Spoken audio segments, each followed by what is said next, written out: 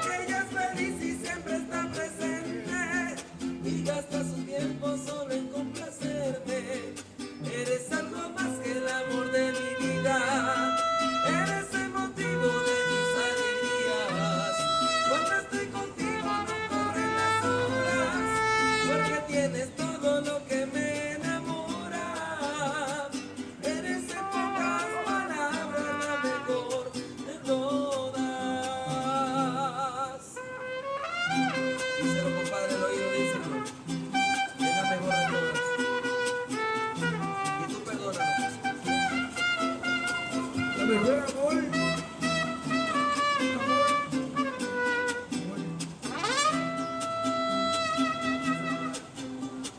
Y no puedo compararte, yo no he conocido a nadie que te iguale.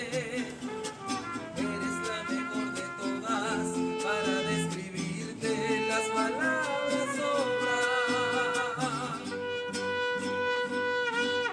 La protagonista de mi nueva historia, la que es buena amante si estamos a solas, la que ella es feliz y siempre está presente y gasta su tiempo solo en complacerme. Eres algo más que el amor de mi vida, eres el motivo de mis alegrías. Cuando estoy contigo no corren las horas, porque tienes todo lo que me enamora. Eres en pocas palabras la mejor de todas. Eres en pocas palabras la mejor de todas.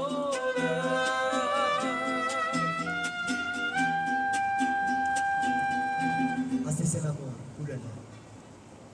Y un abrazo, un abrazo. Qué lindo.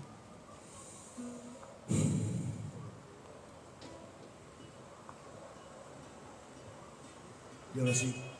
Bueno, amigo Ángel, para nosotros sigue siendo un gran placer estar acá, pues alegrando este momento, ¿no? Y ayudándote pues a conquistar nuevamente a tu corazón. Por favor, no lo vuelvas a hacer. Oh, lo vuelvo a hacer para que no digas mira.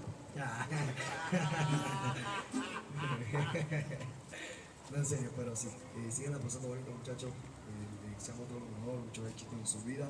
Y vamos a despedir con este tema con mucho cariño para ustedes también. Esclavo ya. Tómense ahorita su caldito de mote y cerraron con amor. Fotito de recuerdo, claro que sí, muchachos.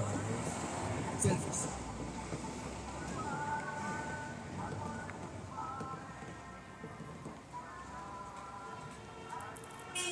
Chaparrita.